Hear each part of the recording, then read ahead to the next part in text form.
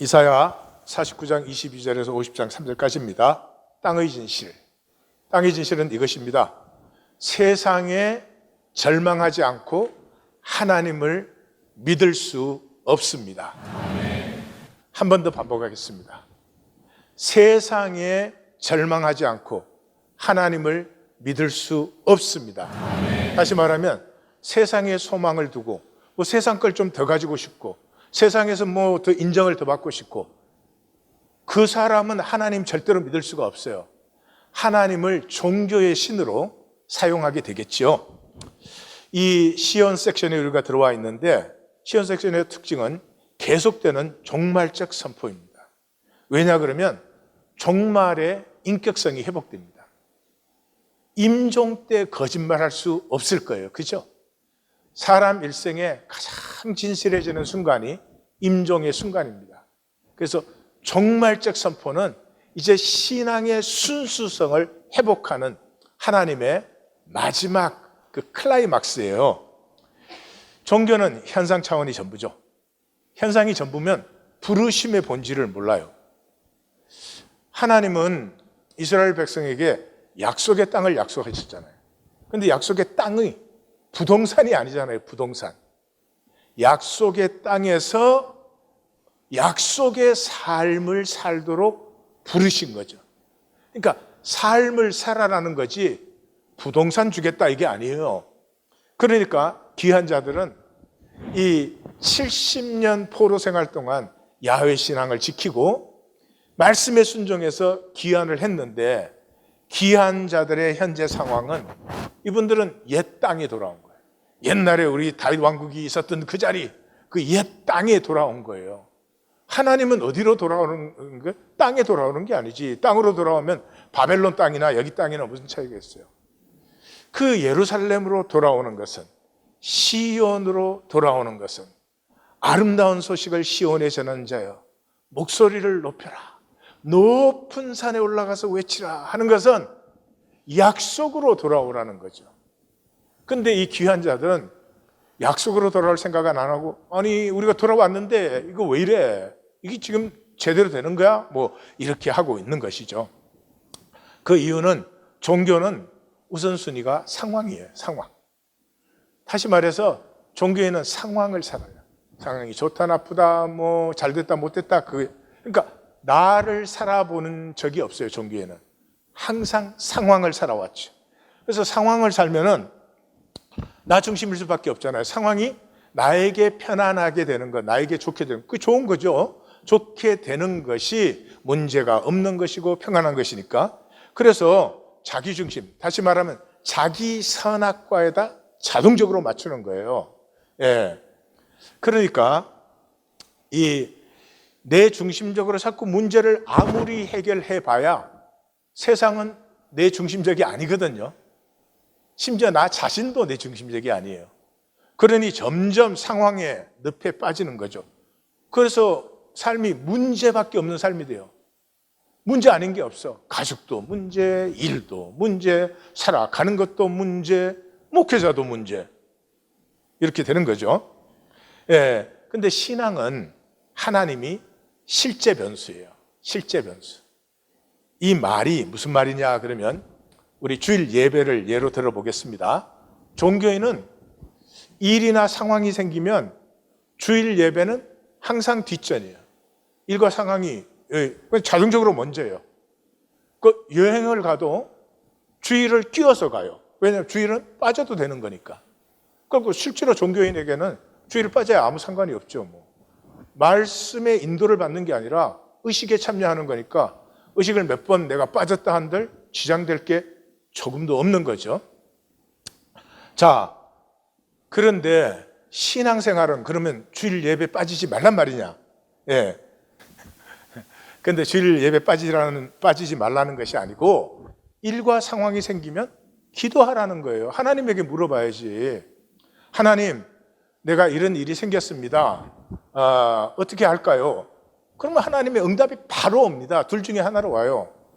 첫째는 야, 가서 어차피 좋을 건데 일 봐 이러든지, 아니면 두 번째 반응은 이거예요. 가야 뭐 소설 얘기 아니면 영화 얘기 듣는데 이리 봐, 이리 봐. 그렇게 응답이 딱 온다고. 근데 이때 선택의 기도를 했잖아요. 하나님에게 물어봤잖아요. 이게 어마어마한 거예요. 이 묻는 것이 습관이 되기 시작하면서부터 하나님의 인도를 받게 돼요. 사건 하나를 꼭 집어서 짜장면 먹을까요? 짬뽕 먹을까요?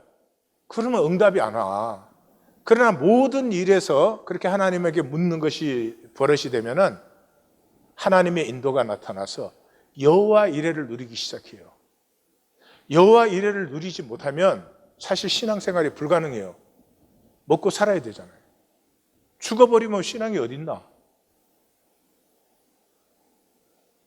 하나님의 약속은 뭐예요? 내가 너를 보낼 때 너를 위하여 다 예비하였다는 거예요. 그걸 누림이 없으면 영의 높은 차원을 구하고 찾고 두드리는 건 생각은 있어도 실제로는 안 된단 말이죠. 그리고 여호와 이레를 누린 사람은 합력하여 선을 반드시 만나요. 그래서 삶이 점점 하나님과 이제 얼라인이 되는 거죠. 오늘 본문은 신앙의 신비, 탄젠트 포인트를 얘기해 주고 있어요. 꼭 만나야 되셔요. 꼭 만나야 되는 것이요. 22절, 주 여호와가 이르노라 내가 문나라를 향하여 나의 손을 들고 내가 민족들을 향하여 나의 기치를 세울 것이라. 우리 39장 전에 많이 본 단어죠. 하나님 손을 든다, 기치를 세운다. 그 말 할 때마다 뭐예요? 그 기치를 세울 때마다 내가 아수르 사용해서 북왕국 벌 주고 내가 바벨론 사용해서 너희들 심판할 거야. 그러니까 손을 들고 기치를 세울 때마다 하나님의 역사가 나타나는 것이죠. 그래서 이번에는 하나님의 역사가 나타나는데 그런 정도가 아니라 종말적 역사가 나타난다. 그들이 내 아들들을 품에 안고 내 딸들을 어깨에 메고 올 것이며, 우리말로 하면 내 아들 딸들을 가마에 태워가지고 올 것이다. 왕들은 내 양부가 되고 왕비들은 내 유모가 되고 그들이 내게 절하고 내 발에 티끌을 핥을 것이니. 발에 티끌을 핥는다, 좀 부담스러운 표현이지만 종말적이죠. 이건 종말적이죠. 세상 권세와 하나님의 권세가 완전히 뒤집어지는 것을 표현하니까. 그리고 그 밑에 세 가지는 전부가 종말적이에요.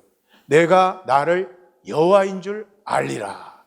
이스라엘이 드디어 자기 하나님을 알 때가 마지막이에요.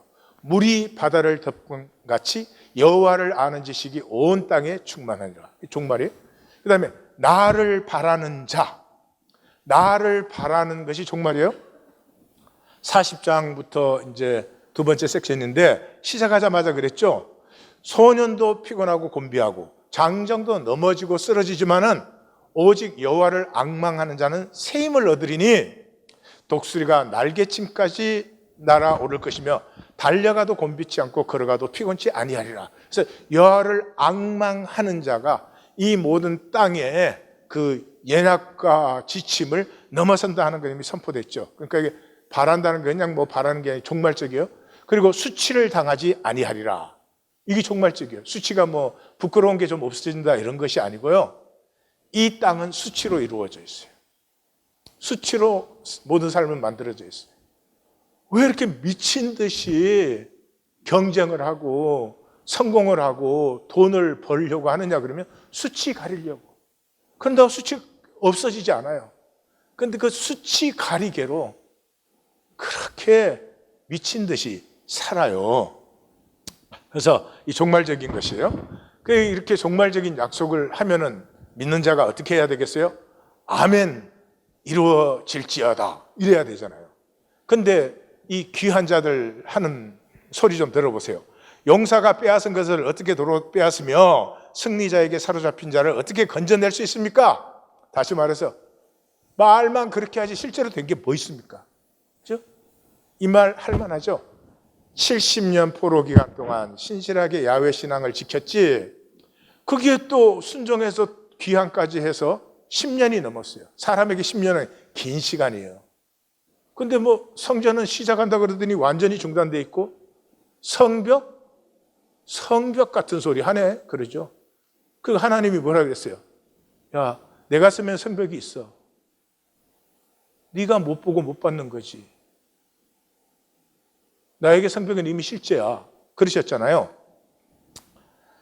그래서 14절에서는 불평했죠. 여호와께서 우리를 잊으셨다, 버리셨다 이렇게 불평했는데 24절에서는 완전히 대드는 거예요. 완전히 하나님에게 대드는 거예요. 이게 신앙이에요. 이게 신앙이에요. 예. 예. 종교인은 하나님에게 절대로 대들지 못합니다.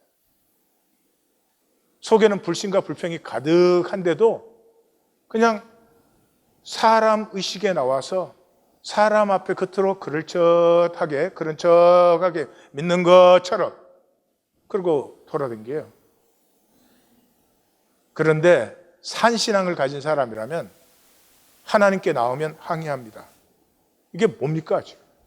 응? 지금 제가 하루 이틀을 믿었습니까? 아니 내가 무슨 화의식 시켜달라는 것도 아니고, 예? 적어도 내 삶의 중요한 문제들은 지금 해결되어 있어야 되는 거 아닙니까? 하나님, 나보고 믿으라고 할 거예요 계속? 예? 나 하나님 못 믿겠습니다. 이게 산신앙이에요. 종교인들 끄떡하면 전 항상 감사해요. 늘 평안합니다. 그럼 난 나오라고 해서 때려보고 싶어. 나 때려도 감사 이런 거지. 예? 아니 정말 행복해서 감사하면 좋죠. 근데 종교에 신앙 있어 보이기 신앙 있어 보이기. 예. 행복하다는 말은 미움이 없다는 말이에요. 행복한 사람에게는 미움이 없어요. 다 품어져요. 그래서 신앙의 역설이요, 이 귀한 자들의 이 당돌함을 하나님이 기뻐하시는 거예요. 앞에서는 그랬죠.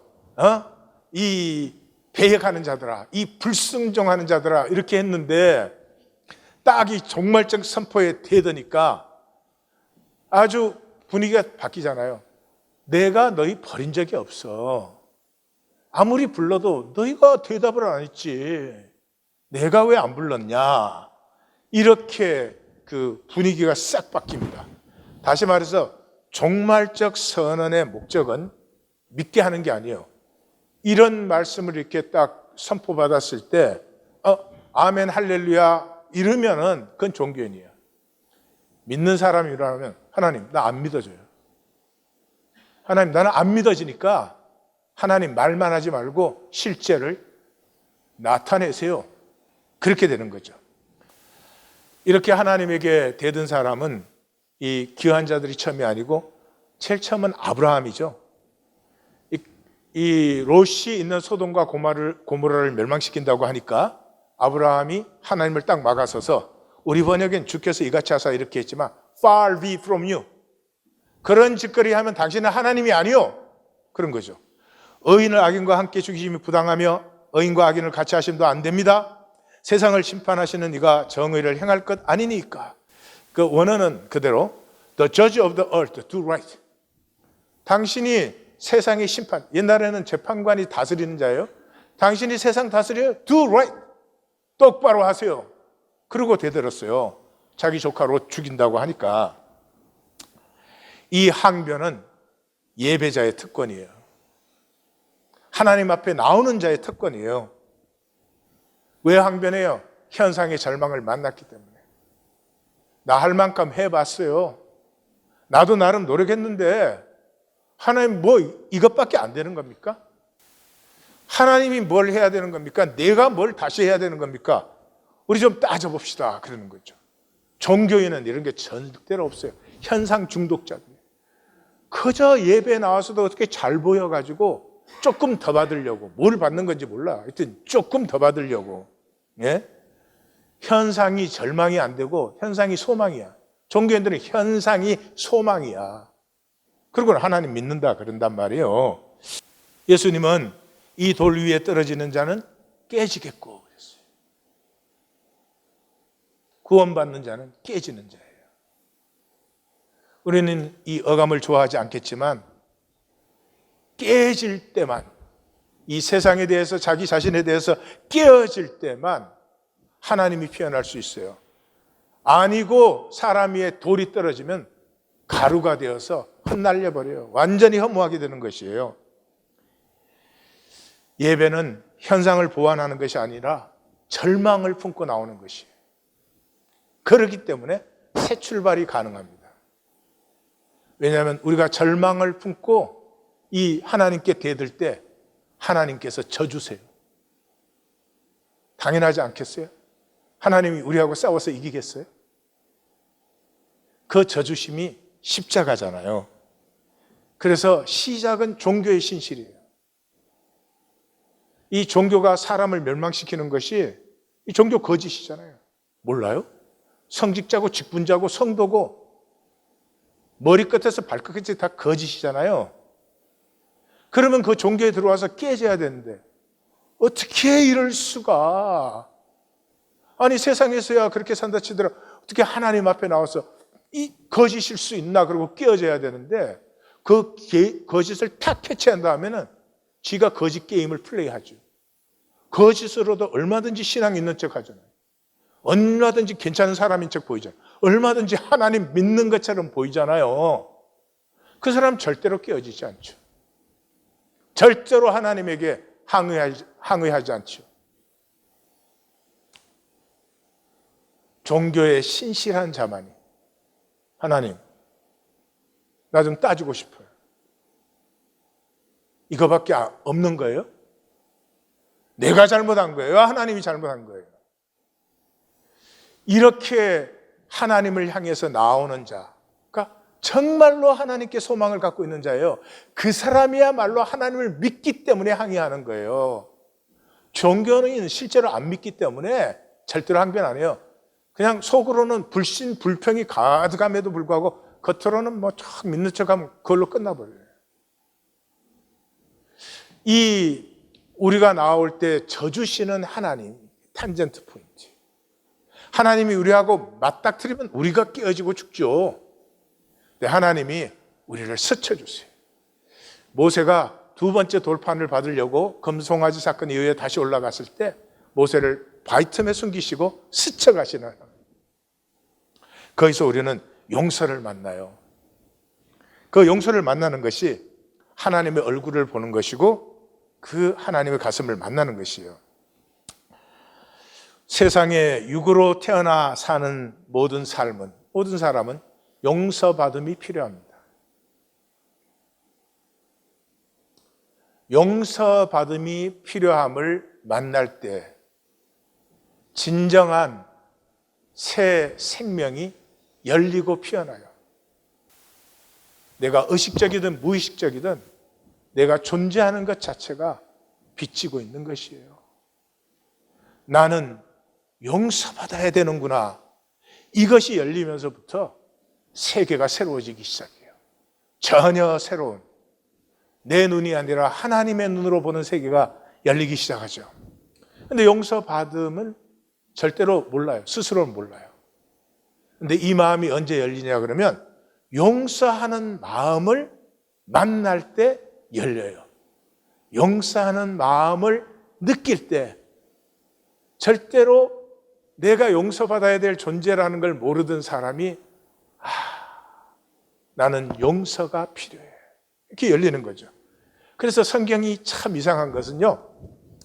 성경은 모든 것이 하나님의 주도예요. 하나님의 이니시에이션이에요. 인간이 주도하는 건 아무것도 없어요. 그런데 신구약에 딱 한 가지. 인간이 주도하는 것은 용서예요. 용서. 그래서 주님의 기도에서도 주님의 기도에 이제 하나님 나라가 임하시고 그걸 위해서 우리의 청원이 들어가는데 우리의 청원이 일용할 양식을 주시고 세 번째는 시험에 들지 말게 하시고 중심이 뭐예요? 우리를 용서하여 주시고 용서하여 주시고 용서가 키예요. 이 세상이 용서만 배우면 완전히 다른 세상이 됩니다.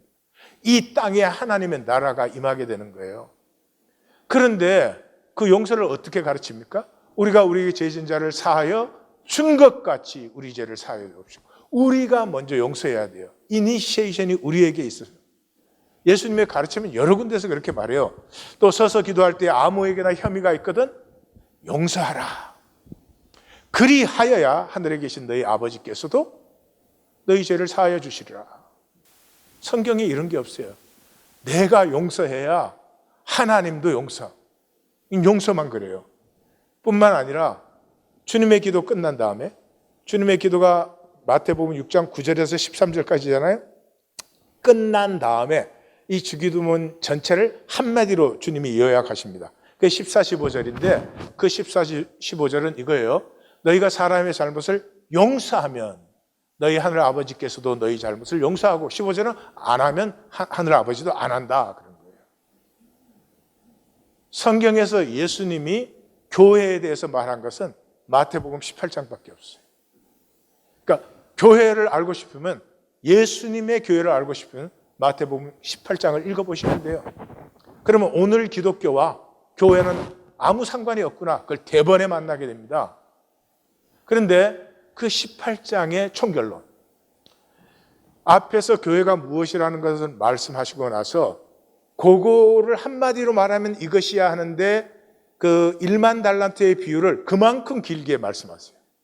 그리고 그 총결론이 너희가 각각 마음으로부터, 주님은 아주 구체적으로 해주십니다. 우리가 용서하지 못해도 우리는 용서해야 된다는 마음을 가지기 시작할 때, 그러면 하늘 아버지께서도 우리를 용서하시고, 너희에게 그 마음이 없으면 하늘 아버지도 우리를 용서하지 않으신다라고 말씀하시는 것이죠. 이 땅의 야곱이 하늘의 이스라엘이 되는 탄젠트 포인트가 창세기 32장이죠.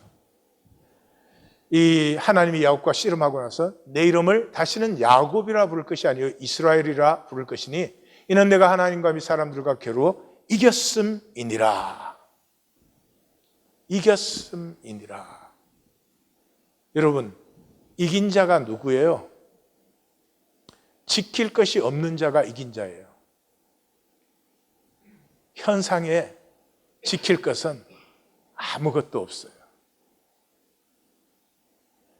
내 몸도 지킬 건 아니에요. 하나님이 주신 시간 동안에 잘 쓰고 그 신비와 아름다움을 많이 누리시고 행복해 하세요. 이거 지켜서 뭐 하시겠어요? 지금 이 시대는 이 몸뚱아리 지키는 시대예요. 100세가 넘어가요. 아니 건강하고 전혀 활동에 지장 없고 그러면서 오래 살면 그거야 좋겠지만은, 이거 목숨 안 끊고 있는 거는 별로 좋은 일이 아니잖아요. 현상에는 내 몸뚱아리조차도 지킬 건 아니에요. 지키는 자는 어리석은 자입니다. 지켜야 되면 계속 지켜야 되니까 이기고 또 이기려 하더라. 십자가는 뭐예요? 지킬 것이 아무것도 없어요. 몸뚱아리는 물론이거니와 예수님은 가장 처참한 제명으로 죽으셨습니다. 유대인에게 신성모독은 가장 비참한 제목이에요. 악한 제목이에요. 예수님 정도면 자기 이름 지킬만 하지 않으세요? 근데 지키지 않으셨습니다. 그러므로 야곱이 그곳 이름을 브니엘이라 하였으니 그가 이르기를 내가 하나님과 대면하여 보았으나 내 생명이 보존되었다. 왜요? 하나님과 만나면 심판받는 거예요. 죽는 거예요. 근데 하나님과 만났는데 죽지 않았어요. 하나님이 야곱을 스쳐주시는 거예요. 터치만 해주시는 거예요. 그 순간에 평생을 지키겠다고 남의 발뒤꿈치 잡고 속이고 살아온 야곱이 더 이상 지키고 속일 것이 아무것도 없어졌어요. 야곱을 이길 것이 세상에 없는 것이죠. 25절. 자, 이 당돌한 대어됨에 대해서 하나님이 또 말씀하십니다. 여호와께서 말씀하신다. 용사의 포로도 빼앗고 두려운 자의 빼앗은 것도 건져낼 것이니 이는 내가 너를 대적하는 자를 대적한다. 다시 말해서, 야, 용사에게 빼앗고 누구에게 빼앗어도 내가 다 건져낼 수 있어. 왜냐 그러면 너와 내가 하나니까. 너의 대적이 나의 대적이니까. 그래서 내가 한 다음에 세 가지가 나옵니다. 내 자녀를 구원한다. 너를 억압하는 자들이 자기 살을 먹게 한다. 새술에 취한같이 자기 피에 취하게 한다. 이거 잔인하게 보이지만 이게 다 종말적인 표현이에요. 대적이 멸망하고 너는 나와 함께 쓰게 된다 하는 것이죠. 그래서 모든 역체가 나가 여호와이며 너의 구원자여 구속자여 야곱의 전능자임을 알게 된다. 야곱의 전능자라는 말은 이 야곱의 12지파가 이스라엘의 뿌리잖아요. 근데 지금 보세요. 북이스라엘은 뭐 이제 완전히 사라져 버렸죠. 남한국 유다도 지금 1% 남아있어요. 근데 하나님 뭐라고 말씀하시는 거예요? 그 육체를 말하는 것 아니다. 나는 너희들이 한 형제, 한 가족 되어서 12아들이니까, 12형제니까 한 가족 되어서 사는 이 땅의 삶을 나는 반드시 이룬다. 그래서 하나님이 여기에 대해서 세 가지로 질문하시고 세 가지로 대답하세요. 내가 너희 어미를 내보낸 이혼정서가 어디에 있느냐? 너희 어미는 너희의 배역함 때문에 내보냄 받았다. 내가 어느 체주에게 너희를 팔았느냐? 너희는 너희 죄악으로 말미암아 팔렸다. 내가 왔어도 사람이 없었다. 내가 불러도 대답하는 자가 없었다. 내 손이 짧아서 구속을 못한 것도 아니고 건질 능력이 없는 것도 아니었다. 근데 잘 들어보십시오. 여기 거꾸로 된 거예요, 지금. 조상들의 죄 때문에 포로로 잡혀갔고 그 포로지에서 귀환한 이 사람들은 사실은 조상들이 죄 짓지 않았으면 포로로 갈 이유도 없었던 사람들이죠. 그런데 너희 조상이 그렇게 된 것이 너희의 배역, 너희의 죄악 때문이라고 말을 해요. 이게 무슨 말이죠? 너희 조상이 종교로 나와 거짓 관계, 거짓 신앙 하다가 포로로 잡혀간 것 아니냐? 그래 70년 포로 기간 동안 너희들 그거 강화시킨 것 아니냐? 그리고 돌아온 너희들은 돌아온 것까지도 너희의 의로 삼고 있지 않느냐? 너희 역사의 죄악이 내 종교로 만든 너의 의 때문에 너희 역사가 멸망했고 너희도 내 구원의 은혜를 만나지 못하고 있는 것 아니냐.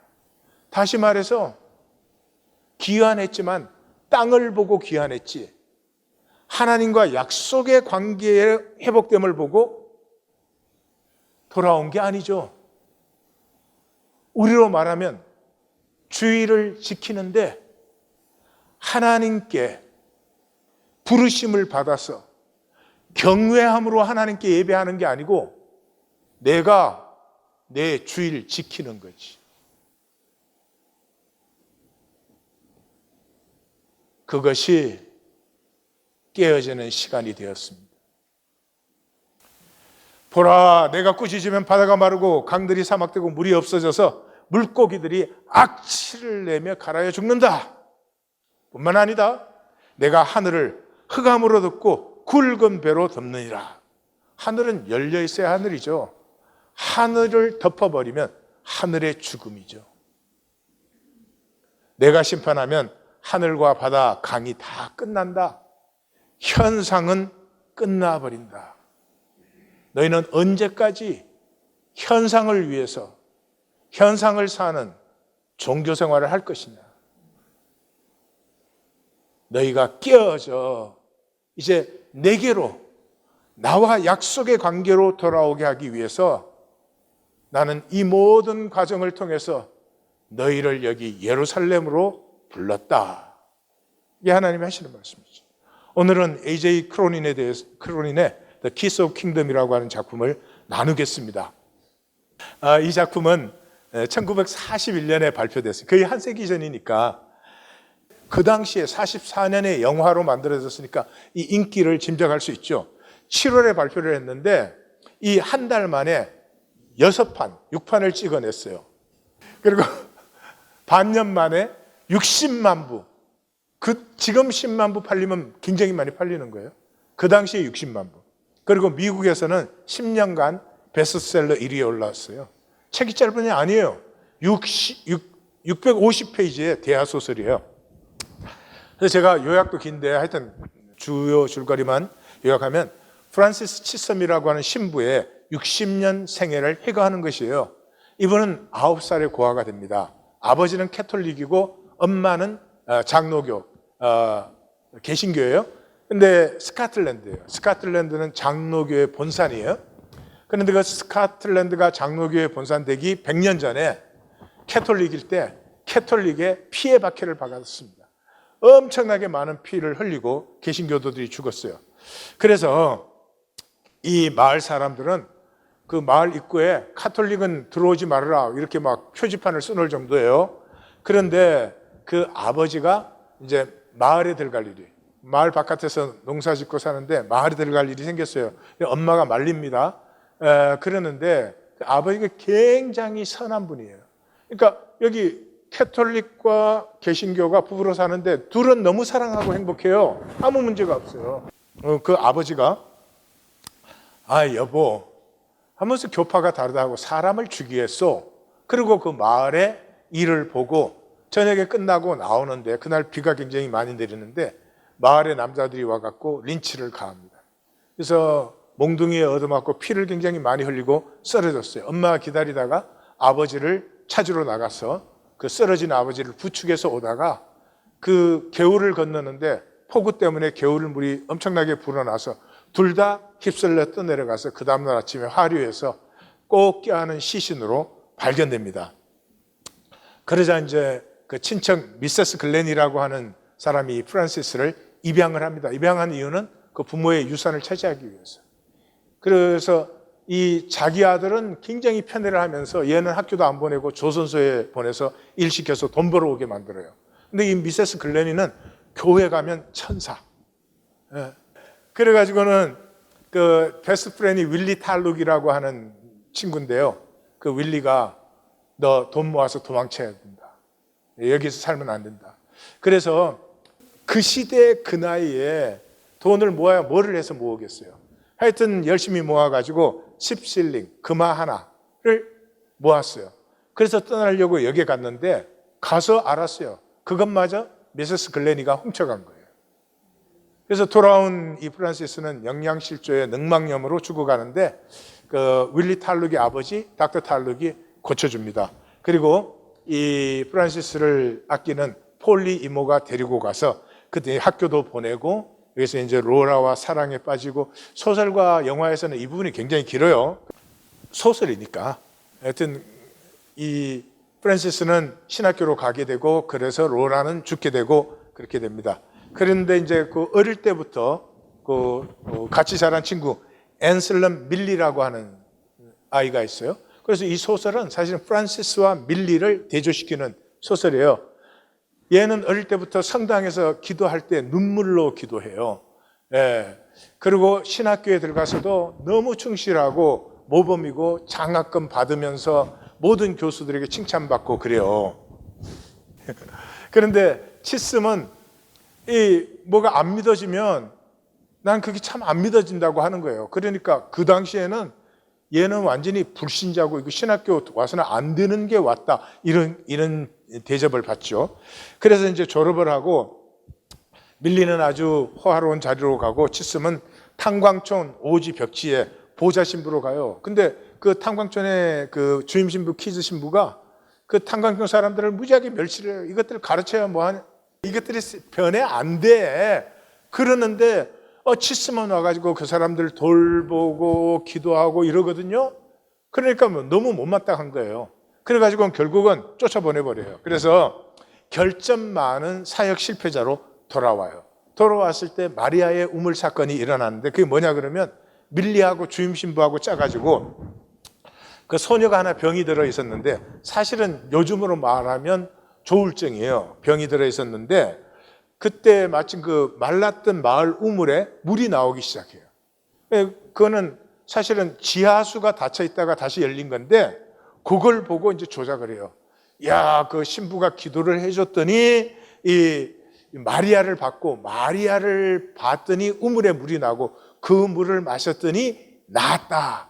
그리고 손에 성은이 생겼다. 그래서 사람들이 많이 왔대. 그래가지고는 뭐 밀리는 인정받고 막 승진을 하고 이 치섬은 중국 황하강 유역의 꼴짜기 중에 꼴짜기인 절강성 파이탄이라는 데로 이게 파송을 받아요. 근데 파송 받을 때 그 선교국 신부가 그러는 거예요. 전임자가 가가지고 개척해놨는데 3년 동안 400명이 출석하고 1000명 이상 세례를 받았고 성당도 건축해 놓았다. 그래요. 도착해 봤더니 성당은 무너진 지가 옛날이고 400명이 출석했던 거는 이 출석하면 쌀 주니까 예배 끝나고 할 때 쌀 주니. 예, 그리고 세례 받은 사람들은 세례 받으면 돈 주니까. 그러니까 도착하자마자 그 성당을 보좌하던 왕씨 부부라고 하는 사람들이 치섬 신부한테도 돈을 달라 그러는 거예요. 이 치섬이 나는 돈 줄 수 없다. 그렇게 사역하는 게 아니다. 그러니까 이 왕씨 부부가 나쁜 소문을 내고 하여튼 그러니 뭐 사람도 안 오고 성과가 없죠. 그래서 할 수 없이 폴리 임모가 준 조그만한 돈으로 진료소를 열고 거기에 탈루기 보내준 약으로 사람들을 이렇게 고쳐주기 시작해요.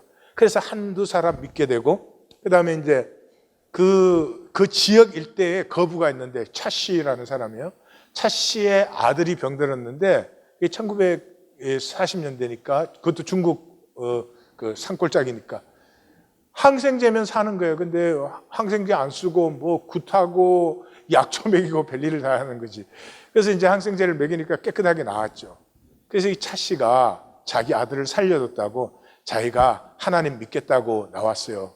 그리고 그 이유가 뭐냐 그러면 그 일대는 전부 차씨의 땅이고 차씨 소작인이고 그래요. 그리고 차씨가 굉장히 너그러운 부자예요. 인심을 많이 얻었어요. 그래서 자기가 믿으면 다른 사람 다 믿는다 이거예요. 네. 근데 이제 치섬 신부가 믿으면 그렇게 되는 게 아니고, 예, 마음으로 믿어야 세례를 줄 수 있다. 그렇게 해서 이제 거절을 하죠.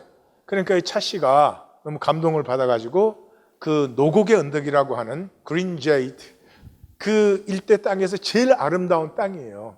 그 땅을 성당에 기부하고 거기에 성당까지 이제 세워주지요. 성당이 세워지니까 수녀들을 파송해 줬어요. 그래서 이제 수녀가 3명 왔는데 베로니카는 독일 수녀고 클로틸리는 프랑스, 그다음에 마르타는 벨기에 신부예요. 그런데 이제 베로니카는 백작 집안의 수녀예요. 그래서 도착해 보니까 이 치섬 신부가 노동복 입고 중국인들하고 함께 어울려서 일하고 뭐 이러는 걸 보고는 거의 기절하는 거예요. 그 당시로는. 그래서 왜 성직자의 위엄을 지키지 않느냐. 그리고 이제 처음부터 관계가 틀어지죠. 근데 패스트가 이제 임하면서 그 치섬이 거의 목숨을 버리고 병자들을 간호하고 이런 것을 이제 보면서 베로니카의 마음이 점점 조금씩 이제 열리기 시작해요. 그리고 이제 친구 탈룩이 그 봉사로 와가지고 패스트 환자들을 돌보다가 감염이 돼서 죽습니다. 근데 그 임종의 자리에서 그 탈룩은 무신자예요. 저는 아무리 해도 하나님이 안 믿어진다는 거예요. 그러는데 프란시스가 치섬 신부가 구원은 종교로 받는 것이 아니고 진실로 받는 것이. 하나님 앞에 예쁘장하게 예배드린 사람이 예배자가 아니고요. 하나님에게 대어드는 사람이에요. 나 하나님 믿는데 내 삶의 꼬라지는 이게 뭡니까? 그 진실이 구원을 받는 것이지 종교가 아니다 하는 장면을 만나게 됩니다. 보세요.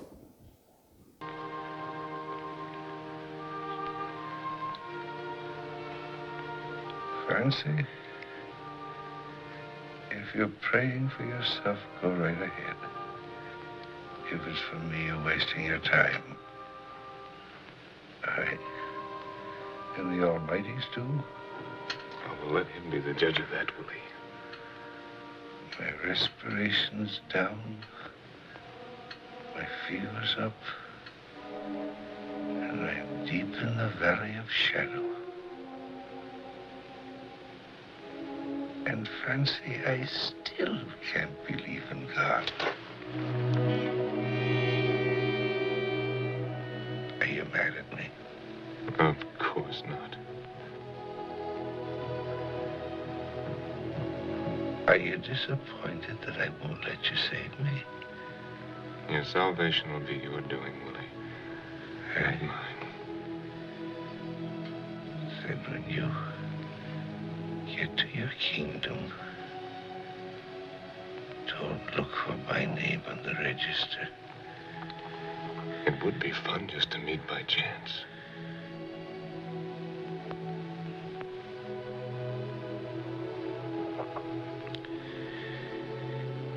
Francie, I never loved you as much as I do now. Because you haven't tried to bully me into heaven. You see, I have such an awful headache. Give me your hand.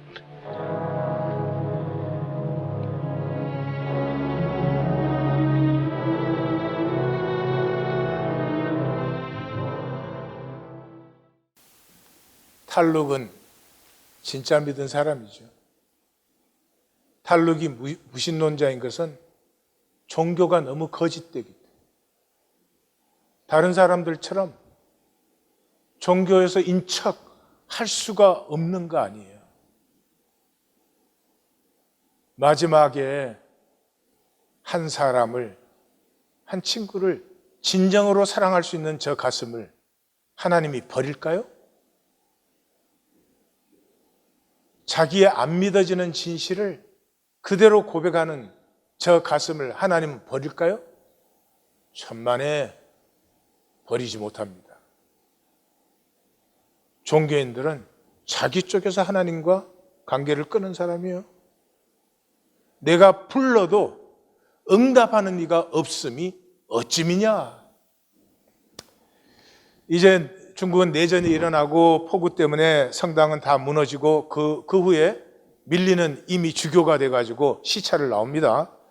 시찰을 나와가지고 그 무너진 성당을 보면서 왜 다시 지어야지 이렇게 나도 막 그러다가 갑자기 또 이거 감동적인 설교 재료가 되겠구나 막 이래요. 그리고 야 세계에 나가 있는 선교사 중에 너의 성과 그래프가 제일 낮아. 좀 옷을 위험 있게 입고 하인도 부리고 해서 위험을 좀 찾아 막 이러고 같이 친구잖아요. 둘이 어릴 때부터. 근데 자기는 높아졌고 이 실패한 사역자 같이 보인다고 너무너무 멸시를 하는 거예요. 그러는 사이에 이제 그 군벌들이 이 마을에 들어와 가지고 불가능한 돈과 물자를 요구하는 거예요. 안 내놓으면 다 죽이겠다. 그래서 할 수 없이 이 치섬 신부가 밤에 그 포대에 들어가서 그 무기고에 그 램프를 던져가지고 그게 다 터져서 마을과 이 성당이 이제 구원을 받게 하는 그런 사건이 일어나요. 이제 그러한 사건을 통해서 이 베로니카 수녀는 밀리 치섬 신부를 진정으로 만난 거죠. 그래서 고백을 하게 됩니다. 또 들어보십시오.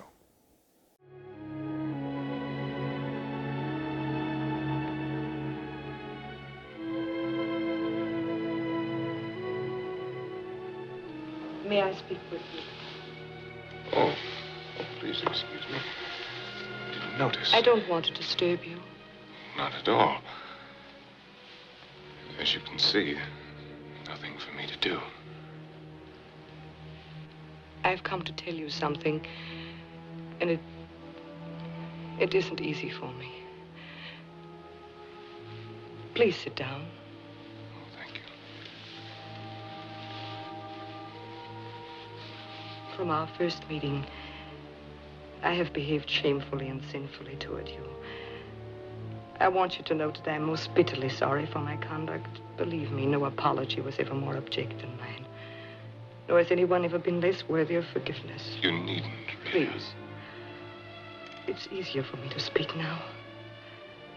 It becomes easier with every word. How strange that the moment of my greatest humiliation should bring with it the only peace I've ever truly known. I was born into arrogance, Father, and taught contempt for those who were not.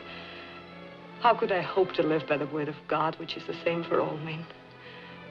From the beginning, your presence tortured me.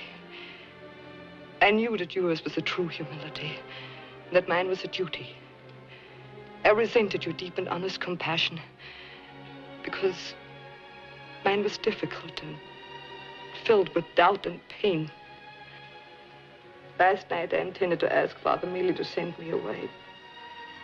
But as I sat in your kitchen, as I heard him humiliate you and slight you, as I felt the magnificence of your faith and the courage in your heart, as I saw you reject the worldliness of this priest who is unfit to untie your shoes. Oh, forgive me, Father. Forgive me. Pity me. 그렇게 하고 나서 이제 베로니카 수녀가 소식을 전해요. 미국 감리교의 선교사가 이 지역에 들어오는데, 그때는 미국은 뭐 세상의 돈을 다 가지고 있을 때니까 엄청난 돈을 가지고 어마어마한 성당과 교육관과 병원과 뭐 이걸 다 지으면서 들어온다. 이제 사람들이 다 거리로 가게 생겼습니다.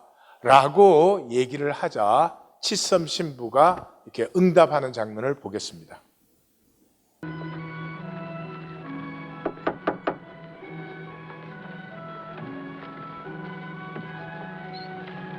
Good afternoon. I'm Father Chisholm. I took the liberty of calling to welcome you to Baytan. Oh, well, won't you come in? Thank you. You'll have to forgive the way things look. We're not even unpacked yet. Dr. Fisk, that's my husband. Who is it, Agnes? He's in there. It's a caller, Wilbur, Well, have him or her come in. if you don't mind. It'll be my pleasure.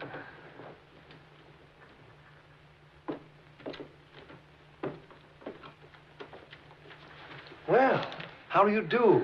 I'm Father Chisholm. Welcome to Baytan, Dr. Fisk. Thank you. I've heard a great deal about you, Father. Well, I don't know whether I should return your thanks for that or not. Oh, you should. You can be well proud of your reputation. Well, frankly, I'm surprised that I have any at all. Well, news travels amazingly fast in China, and reputations are made and unmade just as quickly. Won't you sit down, Father? Thank you. May I? Yes, thank you. We're still all alone in the house, but perhaps I can fix you some tea. Oh, no, don't bother, please. It was really improper of me to call unannounced. I have a splendid establishment here. Well, we hope to make it one at any rate. Tell me, Father Chisholm, do you resent our coming here? What justification could I possibly have for such a feeling? None, of course. But we know, don't we, Agnes? Well, in a way. You see, once we'd been up country all by ourselves for 9 years. And you've been here a great deal longer than that. And then another missionary came. Of course, he wasn't a Catholic. But I'm afraid we did feel a little... Frankly, we resented his coming, Father. You know, sometimes I wonder how the Christian faith must appear to the Chinese mind. With all the different sects all crying at the same time, come over here. This is the one. This is the true one. We've seen it. 결국 이 치섬에게 베로니카 수녀가 감동이 되면서 그 오빠가 백작인데 그 돈을 보내서 성당도 짓고 학교도 짓고 이제 고아원도 다 짓게 됩니다. 노인이 된 치섬이 있는데 그 군벌의 잔당들이 남아있다가 치섬 신부를 납치해 가가지고 고문을 당해서 얼굴은 다 일그러지고 다리는 절개됩니다. 그런데 본국에서 소환이 와요. 밀리가 소환을 하는데 36년간 사역했는데 전임자의 5년보다 성과가 더 작다. 그래서 이제 돌아오게 만듭니다. 그래서 떠나게 되는데, 떠나게 되니까 마을의 모든 주민들, 성당에 나오든 안 나오든 감리교 쪽에 가든 안 가든 모든 주민들이 다 나와서 우리는 내세를 잘 모르지만 신부님 계신 그곳에 우리도 꼭 가고 싶습니다. 아름다운 고백이죠. 그래서 돌아가서 밀리에게 고향으로 보내달라고. 자기를 선교사로 파송할 때 원래 이제 돌아오면 고향 보내주겠다고 약속을 사실은 했던 거거든요. 그러니까 밀리가 슬리시 신부를 붙여서 보내요. 이 사람 좀 이단적이고 이상한 말 하고 그러니까 가서 하는 그 행동과 말을 다 적어가지고 나한테 보고해라. 그렇게 해서 보내요. 무신론자를 구원받았다고 하고 공자의 가르침을 가르치고 타교단을 존중하고 이러니까요. 그런데 이제 1차 세계대전이 터졌어요.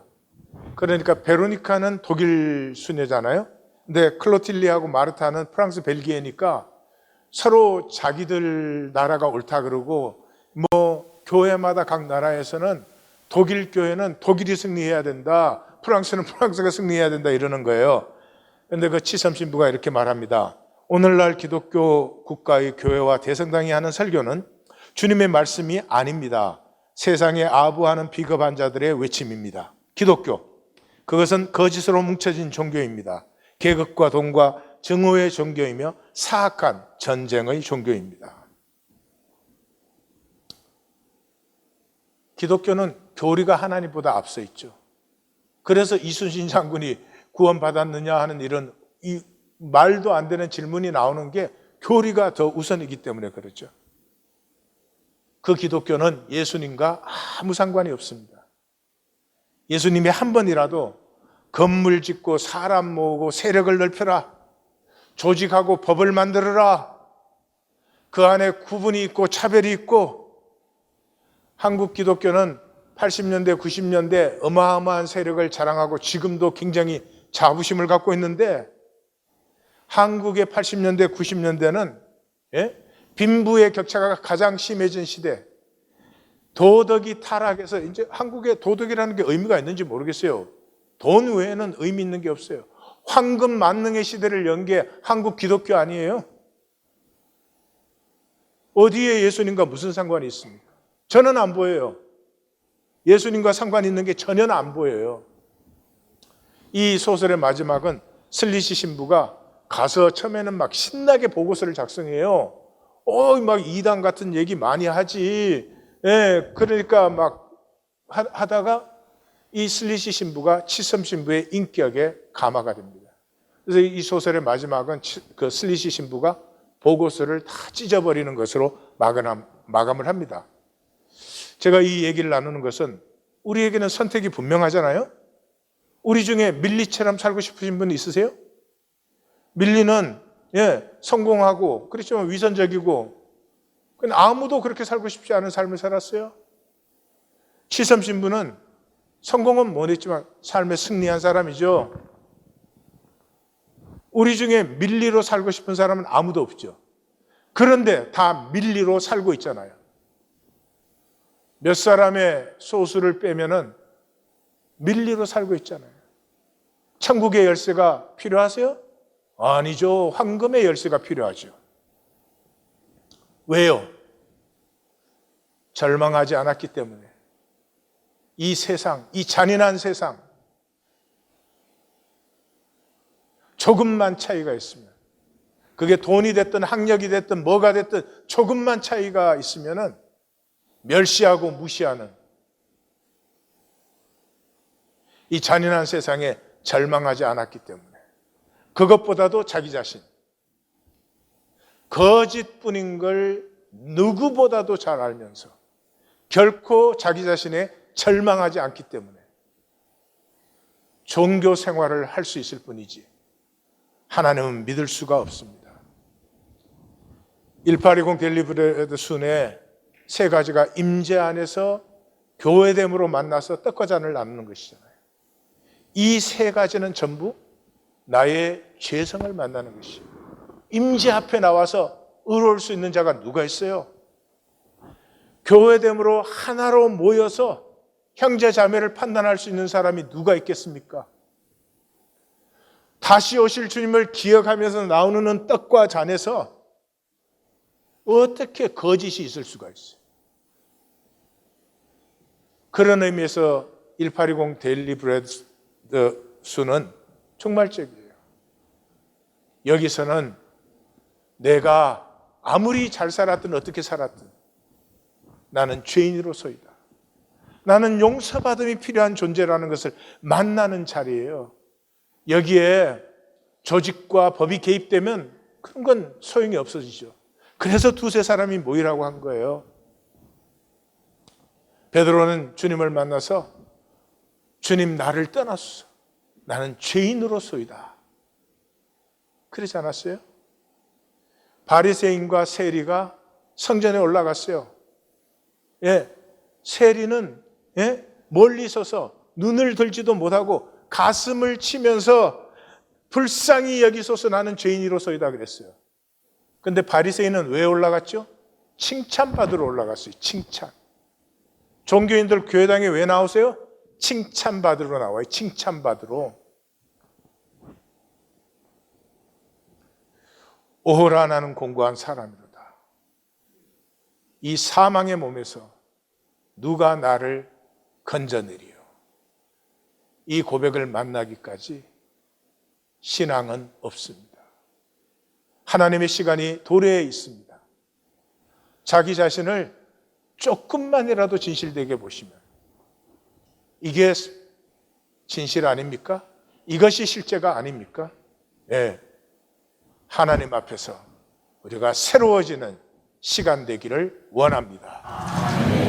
기도하십시다.